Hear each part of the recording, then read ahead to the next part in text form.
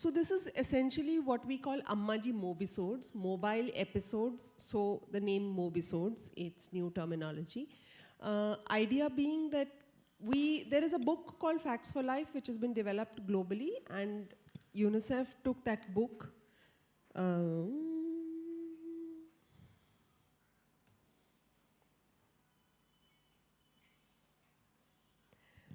There are 47 mobile episodes or 47 mobisodes that are available, and these are based on technical expertise.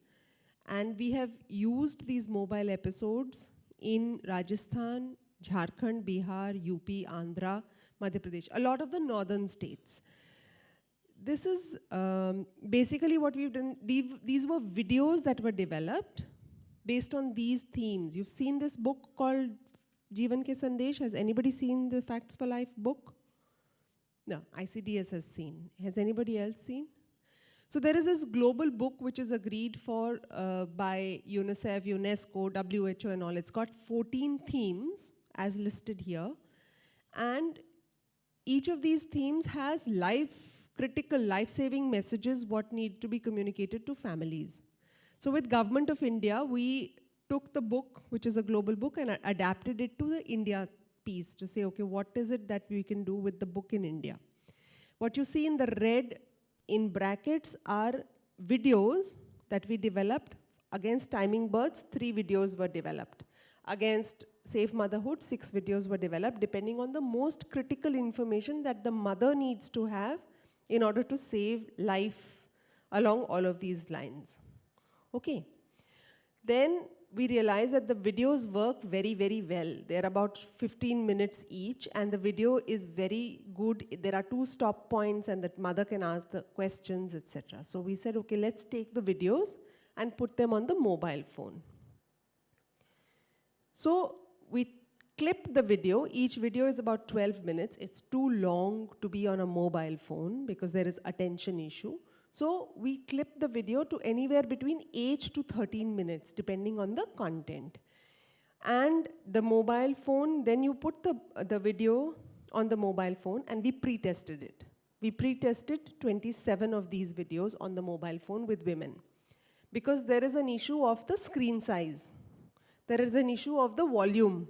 When you're seeing a television show, it's different. When you're seeing it on a mobile screen, there are many other issues. There is also then other transient sounds. How do you handle that?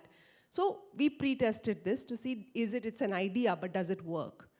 And we realized that yes, the idea is very popular, and the women actually felt that, the Anganwadi worker felt, the Asha worker felt, that I'm going and talking to the mother very often. But many times I'm only talking to her. I'm nothing more to say to her. It's very difficult for me to carry the flip book around and show it to her. But if it's on my phone, I find it very easy to talk to her about it.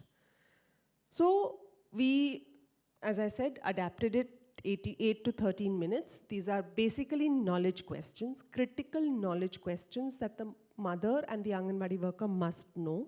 And we've also developed a user guide. And they're now thematically selected and part of NHM, National Health Mission. They are now giving it to the Asha workers and the Asha facilitators on their phone. So basically what the Anganwadi worker does, or the Asha worker does, is she shows it to the mother, and then they use it to start a discussion. So it's like using a flip book on a phone. How they found it useful? They found it handy. They saw that they could carry it around. They don't have to carry these big books. They just have it mounted on the phone. The small SD card that Madan was talking about, this black chip that is available at the back of the phone, that has the capacity to mount this. We cannot do it through internet data. It has to be pre-mounted on her phone, and then she has to be trained to use it. That's the way it works. Essentially, how it helps her is, there's a show and tell. She can use it to start a conversation. Then it is engaging because it's technically correct information, and both of them are interested in seeing the story that is. They're all story-based. They have a story in the middle. And then there is a question, you stop the question, you ask the question, and it's interactive. Then again, the story finishes. That's how the videos have been planned. And it can again be shown repeatedly now. In the pretest, we had women say that, you know, women who were reluctant to listen to me again, now when I showed her the film, she wanted to hear it again. And I could tell her the same thing in a more interesting and a more engaging manner. Basically, what we did was in UP, Bihar, Jharkhand, where they are being used, to assess where all you can use them. So the ASHA workers said that they can use them themselves also. They found it very easy because it's easy information that she can recall and she can use it for her own reference. So she also knows how many times Tikakaran has to be done. She also knows how frequently she needs to go. So this is for her own as a ready reckoner, and also then in groups with 3, 4, 5 women, she was able to circulate the video. There are challenges, and the challenge here is transferring it to the mobile phone. You need a USB cable because this doesn't go down by data. So either it is there in the NGOs or in the district collectors or the CDPO's computer, and then using a USB cable, it is transferred onto the phone of the person concerned. What I found very interesting was that I had myself gone to a village in Rai Bareli where we were pre-testing these mobisodes. And there was this young boy who was in about class 7 or 8 in the village. He brought his phone because he saw this very interesting thing going on, some film happening on my phone. So he said, "Can I borrow it?" I said, "Yes, you can borrow it." So he took my phone, he put his Bluetooth on, and very quickly via Bluetooth, he had transferred it onto his phone. And then from his phone, he had transferred it onto his sister's phone. I don't think it was his sister's phone. He said it's my sister's phone. It's probably somebody else's phone. But essentially, the young children in the community, they were able to very quickly transfer it via Bluetooth.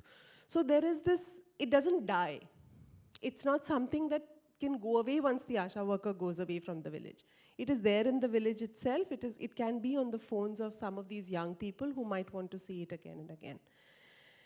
And of course, the most convenient option is that 200 rupee or 150 rupee SD card that is now available. But there is a basic training that is required. One of the girls who got it on her phone when her brother mounted it on, she couldn't find where it was, which a lot of us also have a problem with. If somebody gives us a number, you have to first remember how I saved that number, in what name, and then you start to look for it. Similarly, when this girl got the film downloaded from her brother, she didn't know how to find it on her phone. So she spent about 10 minutes groping around to see how to start, how to stop, how to get to the phone. So some basic training is essentially required. Even getting familiar with the phone and how it works and how you can increase the volume, decrease the volume. So some basic training is required when these are mounted. But there are challenges. They are not comfortable.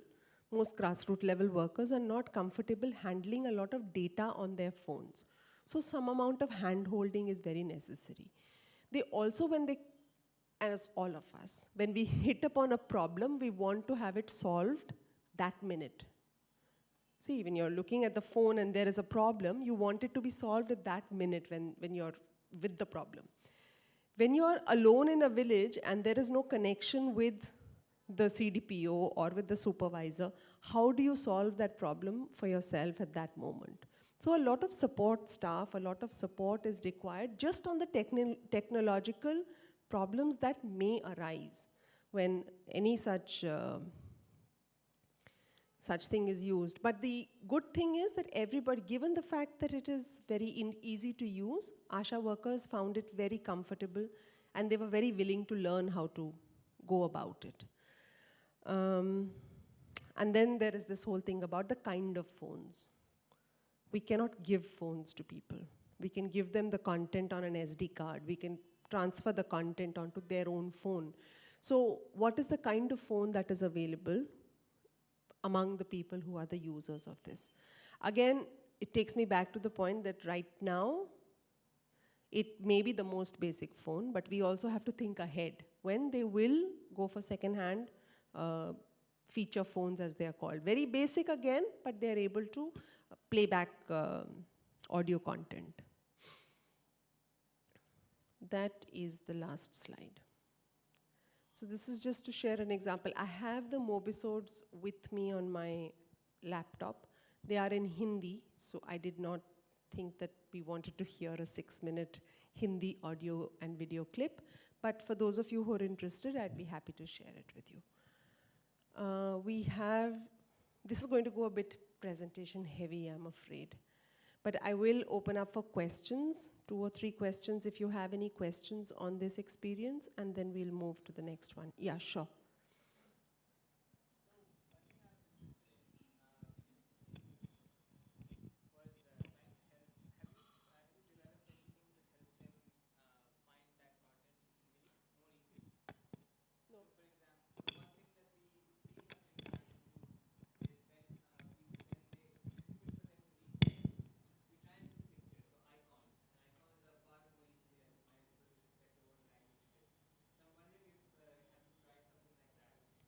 No, because it was a very basic, this is mounted on my very basic phone. It's the very, very basic phone.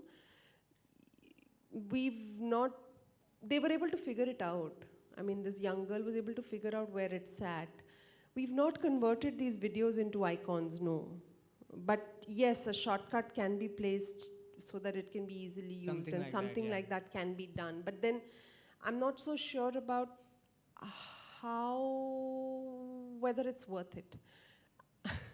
Because if we do place that, and then you have to go phone by phone installing it, I mean, that's the technological part of it that we can talk about, but it's an interesting idea. To answer your question, no, we haven't done it. We haven't placed any shortcut to reach to it ASAP. But Dimagi and Comcare, one of the other, they use this open source software to take ASHA workers through some questions. There they have tried to incorporate it in the questionnaire that is there on the phone. Mm-hmm. So from there, they're able to take it to a plate as it comes in that place. I see. Okay. Thank you. But we can talk about it a bit more.